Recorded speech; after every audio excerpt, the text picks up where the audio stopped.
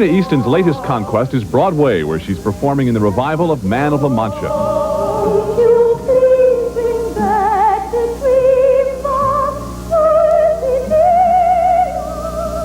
The show opened in Los Angeles, co-starring Raul Julia, and marked Sheena's theatrical debut. And who's to say she can't do it? After all, it was only 10 years ago when she rode into the American music scene aboard her morning train. That year, her debut album hit #1, and she won the Grammy for Best New Artist.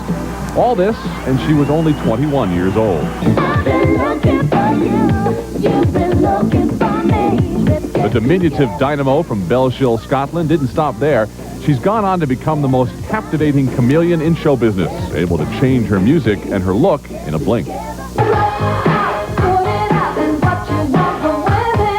She can play it blatantly sexy or tongue-in-cheek.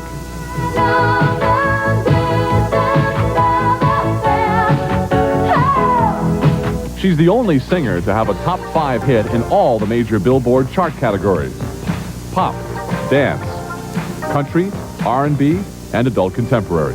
For your eyes only can see but you are a natural beauty unaffected. Her association with Prince has raised eyebrows and record sales, and her recording of the song Sugar Walls, written by Prince, caused a national controversy over the censorship of lyrics.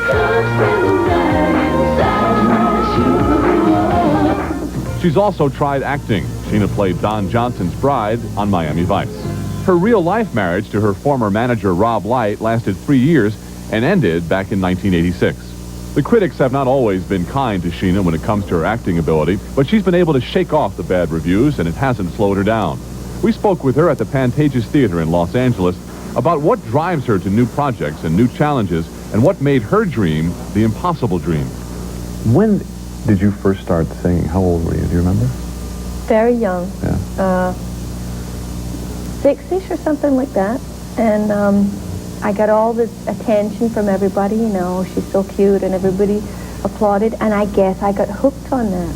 And it's still the little tiny kid's brain that drags me onto the stage every night, you know. I mean, I'm a firm believer that any artist, any performer is a little kid looking for attention and for love and acceptance, and, you know, the audience is just mommy and daddy. That's all it is.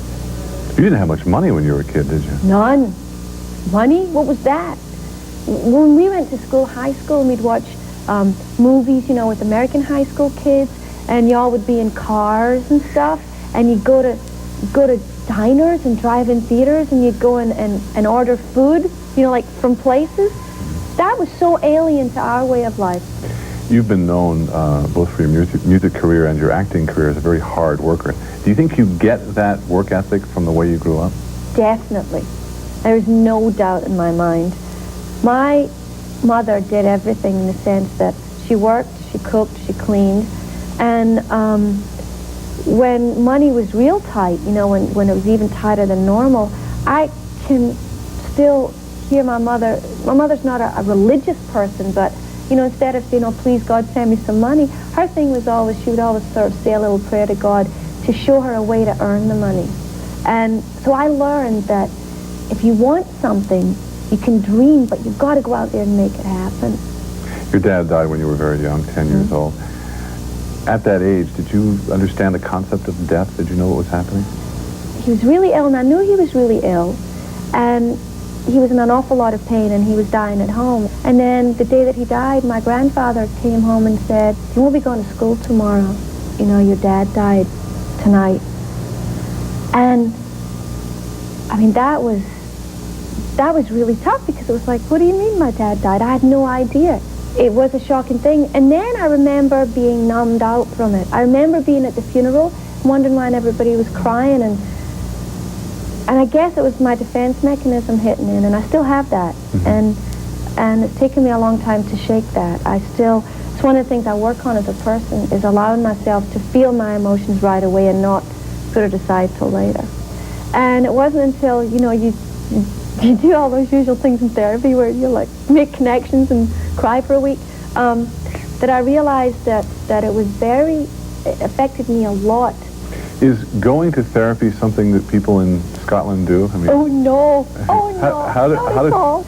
I remember the first time I went home to Britain and I was doing an interview and I happened to mention something, blah, blah, blah, and my therapist, and he looked at me like I had just confessed something horrible. But it took me a lot to go when I first came here. I mean, it was marriage counseling, essentially, is what brought me to the table, so to speak, or brought me to the couch. What happened in the first marriage? You were 19 years I old. don't know. It's like, who even knows why I was married? I was 19, I was married for 8 months. Oh, it was only 8 months.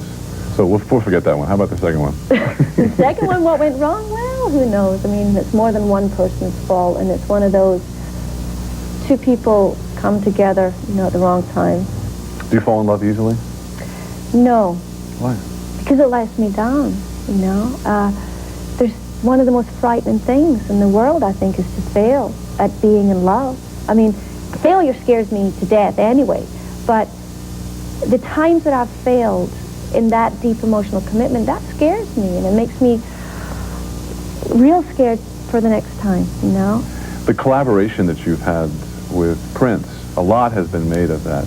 Yeah. The tabloids made a lot of it, turning it into a relationship. How did that make you feel, reading that or hearing about it if you didn't read it? Oh, some of it I read because it was so funny. I like the really outrageously funny stories about me that are just too silly for words. But we do have a relationship. We're friends. What's the most outrageous thing that they said about you? Oh, one of my favorites is he bought me an apartment in Paris, which then in another story turned out to be a mansion. And those one where it's a close personal friend said? So can you imagine? Okay, there's me and there's Prince. This is what's supposed to happen. He led her by the hand into the hallway of this beautiful, I think that one was the apartment. He covered her eyes with his hands and said, "Surprise, darling, here's our love nest." I mean, can you imagine? It does sound like really something Prince would say, yeah. Oh, and I think I said something like, "Oh, wow, it's beautiful." I mean, it's like, oh, please, at least give us good dialogue. Prince wrote a song for you called Sugar Wall, which caused a fair amount of controversy. Some people even called it pornographic. Yeah, but the bottom line on it is this country's built on freedom and freedom of speech. And I totally agree with any parent who says, listening to those lyrics, I think they're a bit adult. I don't think my 10-year-old should listen to it. No problem with that. Don't let them listen to it. When I'm a parent, I'll listen to my kids' records. I'll decide if they're old enough to hear it. What about when you're a parent? I can't wait. Really? Oh, You're I looking can't forward wait. to having kids? Oh, it's the thing I want to do. My friends hear me talk about it all the time, too, where it's enough already, go have one, I probably will be a mother by the time I'm 35. Maybe because I don't have a relationship that's at the point where I've got somebody going, "Oh, honey, let's have a baby, we've been together 3 years, let's do it." If I had another person who was there and wanted it as much as me, would probably push me over the edge. I would think that a man who was trying to come into your life, or if there was a possibility at this moment in time, would be very intimidated because of, A, because of your power, and B, because of your time. Would you say that to me if I was a man? Probably not, but I'm a man and you're a woman, so I'm relating it from me to you. I would probably be intimidated by everything that you're doing. Yeah, but the society would accept it, not even blink if I was a man that had my kind of schedule, would assume that there'd be a wonderful woman out there that could love this man, no matter what his job, was. But most men are intimidated by powerful women. Most men are, but some men aren't. And yes, it is tough to find somebody that is accepting of another force in your life that drives you, and another passion and another love. I mean, that's corny. It's so corny to say it, but it's so true. The first thing that I fell in love with was music, and I haven't stopped loving it, and it's my longest relationship, and it will be my longest relationship. Coming up, Rosemary Clooney. Lapsed on stage today during a matinee performance of Man of La Mancha here in New York. I was formed in a ditch. After the co-star collapsed, Raul Julia quieted the audience and asked for medical assistance. Easton was taken to Roosevelt Hospital overnight for observation. She is in stable condition. She is said to be doing fine. The show went on with an understudy, and that was Sheena in an earlier performance. Earlier tonight, you